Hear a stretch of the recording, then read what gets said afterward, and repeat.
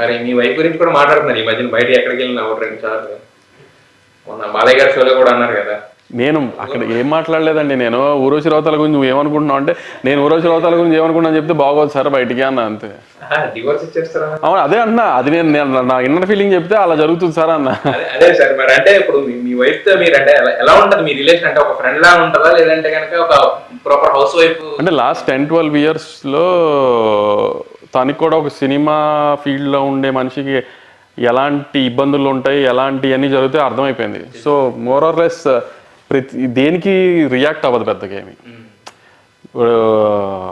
తను అన్ని చూసేసింది కదా, హిట్స్ ఫ్లాప్స్ అన్ని చూసేసింది. దానికి పెద్ద ఏమి రియాక్షన్స్ ఏమి ఉండవు. తప్పదు అని అన్ని ప్రిపేర్ అయ్యారు. సో మరి మీ జర్నీ మొత్తం చూసుకుంటే కనుక, అంటే సితారా జర్నీ అంటే ఒక 2 బ్యానర్లు తీసుకుంటే 2-3 బ్యానర్లు అంటే పీపుల్ మీడియా మామూలుగా మాట్లాడచ్చు తప్ప.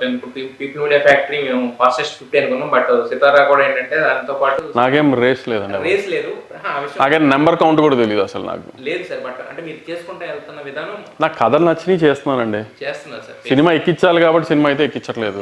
ఇవాళ రోజు పరిస్థితులు కూడా అలా లేవు. కాంబినేషన్ అనే సినిమా ఇది, ఈ సినిమాకి మనం ఎక్కించాలి అలాంటి సినిమా పరిస్థితులు అయితే లేదు. చిన్నదవనివ్వండి పెద్ద ఏదైనా అవనివ్వండి, అది ఇది వర్కౌట్ అవుతుంది, కథ చాలా మంచిది అన్నదే నేను ఎక్కిస్తున్నాను. అదైతే గ్యారంటీగా చెప్తున్నాను. అంటే మీ మొత్తం ఇప్పటివరకు చేసుకున్న ఈ హిస్టరీలో చూసుకుంటే కనుక మీకు అంటే మంచి సినిమా చేశాను, నేను చేయాలనుకున్న లాంటి సినిమా, నేను చేయాలనుకున్న హీరోతో చేశాను అంత హై ఇచ్చిన సినిమా ఏది? అలాగే అరే అటెంప్ట్ చేయకూడని ప్రాజెక్ట్ టచ్ చేసామేమో పొరపాటు అనిపిస్తుంది. హై హిట్ అయిన ప్రతి సినిమా హైయేనండి. ఎప్పుడైనా హిట్ అయిన సినిమా హై రాలేదని చెప్తే పిచ్చి అబద్ధం. అది హిట్ అయిన సినిమా ఏదన్నా హైయే వచ్చింది. జానర్ టచ్ చేయకుండా ఉండాల్సింది ఏంటంటే, నేను, సుధీర్ వర్మ, శర్వానంద్ గారు ముగ్గురు. శర్వానంద్ గారు అంటే DCI కూడా మేము ఆల్మోస్ట్ 7 years అయిపోయింది కాబట్టి, ఆ టైంలో శర్వా గారికి ముసలి గెటప్ వేసి, అంటే కొంచెం ఏజ్ గెటప్ వేసి, ఆ శర్వానంద్ గారు లవర్ బాయ్ ఇమేజ్గా పడిపడలేచే మనుషులు, రన్లో రిలీజ్ కంటెంట్ జరుగుతున్న టైంలో ఆయన ఒక మంచి లవర్ బాయ్ ఇమేజ్ ఉన్న టైంలో ఇట్లాంటి జానర్ సెలెక్ట్ చేసుకోకుండా ఉండాల్సింది. అది నేను సితారాలో చేసిన మేజర్